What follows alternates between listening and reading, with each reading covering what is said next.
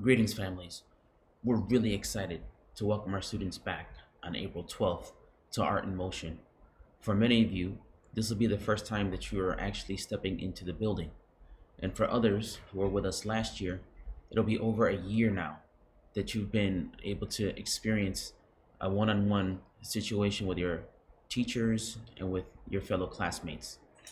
In order for us to be able to have a safe and great engaging learning environment, there's a few expectations that we all need to be on the same page on, whether it be the families at home as support, the students coming in, and obviously as a staff. So I wanted to go through some of those important expectations and procedures and protocols to make sure that we're all in sync and understand what it is that we're doing this coming April. First of all, just to remind everybody of the hours of operation. So for in-person learning, the school will be open on Mondays, Tuesdays, Thursdays, and Fridays. So again, Monday, Tuesday, Thursday, and Friday, so A days and B days. And then on Wednesdays, everybody will be home doing remote learning. So again, all students will be home on Wednesdays, on C days, and they'll be doing learning from home. Hours on campus are from 8 o'clock, so between 8 and 8:10 is arrival for students. So between 8 o'clock and 2:15. And the latest that parents can pick up would be 2:30, but we need everybody to be picked up by 2:15.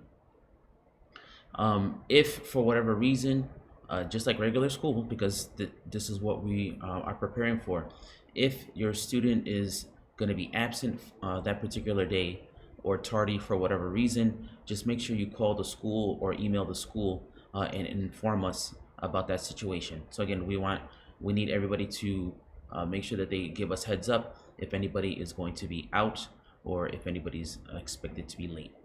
One of the important pieces that every single person, including the staff, have to do is fill out a health screener. What that does, there's a few questions that we have to do every single day. So as a family, you need to sign up with our screener platform called Pickup Patrol. We call it PUP Patrol for short. You have to make sure that you fill out your screener every single morning in order for your student to be allowed into the building. Students who have not filled out their PUP Patrol will not be allowed to enter the building. It's just 3 simple and quick questions, as you can see. When you come in for arrival, we'll be entering from East End, the entrance on East End, so not into the parking lot. So students will not be dropped off in the parking lot. All students will be entering from East End. Okay, and you can see a little picture and video here of what East End looks like. As you enter or before you get out of your car, again, we're going to check to make sure that the screener has been done, and we'll do a temperature check before you exit the car. Once everything has been cleared, then you'll be able to enter the building, and you'll be divided up into 2 areas.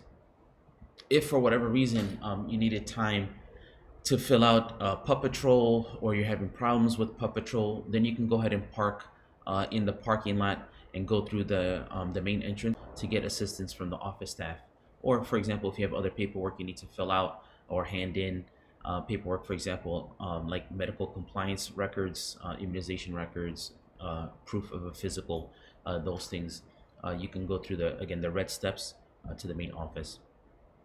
So again, students will come in through East End. Students who are in middle school, your classrooms are in what we consider, or what we call the commons area. So you just proceed straight as you come in, past the cafeteria and into the commons. And we're gonna have each room designated with in and out doors. So each classroom has 2 doors. One will be for traffic flow, designated for entering the classroom, and then one will be designated for exiting the classroom.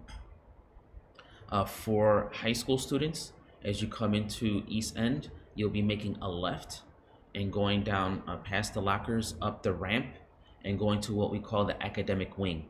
And you'll be entering the academic wing past the academic bathrooms there, and then you'll pass the dean den, and then enter the academic wing from that back area. And again, you will also enter from the indoors to your classrooms. And in each classroom, as you settle in the morning, We have, again, a no cell phone policy. So if you have your bring your cell phones, they'll be collected. So at the beginning of community, just leave your cell phone on your desk. The teacher will come around, collect cell phones and keep them in a safe place. And then at dismissal, you have your cell phones given back to you. Masks, obviously, to enter the building, you have to have a mask on. We need families to try to have their own masks. If for whatever reason a mask breaks or something, we'll have extras in the building. But again, we need everyone to bring their own masks daily. Obviously, social distancing is going to be really important. As you can see in the layout of the classrooms, we have spaced out the desks to ensure the social distancing. And you can just see we have wipes in every room. We have a large air purifier as well. We have increased our cleaning regimen from our custodial staff. And also there's the disinfectant spray that goes around periodically as well. So that's what we have set up for all the health and safety protocols for us. There will be meals given by our meal staff. We have breakfast that will be given out. They're bagged meals, obviously, because we're not using the cafeteria. Students will be eating in their classrooms, so we won't be able to use the cafeteria, so all the meals will be bagged. But there will be a bagged breakfast that they can eat during that 8 to 10 o'clock period, and then also during community time. And then the same lunch period that they usually have, lunches will also be provided. Families can bring their own lunch. Students can bring their own lunches from home. We will have some water bottles, but we suggest that also you can bring water from home as well. The water fountains will not be available, again, just to avoid the cross contamination. So there will not be access to water fountains. So make sure you bring your own water bottles, and again, we'll also have some water bottles for everybody.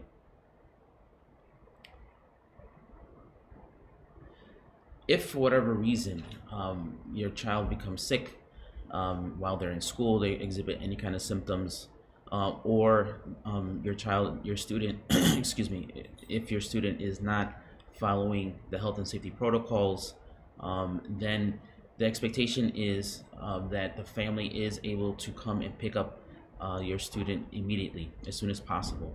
Obviously, if there is a symptom situation, we want to make sure that there's no cross-contamination. We have an emergency holding area for students who are exhibiting any kind of symptoms to keep students isolated. We have our nurse full-time on staff as well, to try to take care of those type of issues. If there's any behavioral health and safety concerns as well, obviously any behaviors that infringe on, let's say, social distancing, or removing masks, those type of things.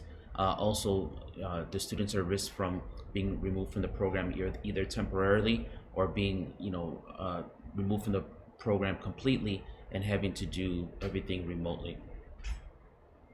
One of the important things that we want to remind everybody to do is to make sure that you've updated your contact information. So go into Synergy and update your contact information in case we do need to reach you for any kind of purpose. And also make sure that you have at least one other emergency contact listed in case you're not available, or it's difficult to reach you, that there's at least 1 or 2 other people that we can contact, again, in case there is an emergency. For dismissal, the students who are in middle school will be dismissing from East End. So the same doorway that they entered, they'll be dismissing from that same area for the middle school. For high school, they will be dismissing from the red steps in the parking lot. So families can drive around in the parking lot. Nobody needs to park. Just stay in your car. Student will get in the car, and then you will exit out the back of the parking lot. So don't turn around and try to come back in through the front entrance. There's actually an exit out the back end of the parking lot. You can drive straight out from there to have a quick and efficient dismissal process. Final reminders, just remember to fill out the online agreement form. So this is an agreement to abide by all the health and safety considerations from Distinctive Schools and Art in Motion. Also for the bi-weekly symptom check that we're going to do with all the students, and we do that with the teachers as well. There's a saliva symptom check test that we do bi-weekly, again, just to make sure everybody is safe. Also make sure that you read the Distinctive Schools return plan and the Art in Motion family return plan as well, with details about all the different things that we're doing to keep things safe and engaging. And then finally, make sure that when you get your email with from Pickup Patrol, that you fill out that form as well, the online form for that as well, so that you can get those emails daily and get the screeners done, so that your child will be admitted into the school. If you have any questions, please be sure to reach out. Take care, and again, we look forward to seeing you in April.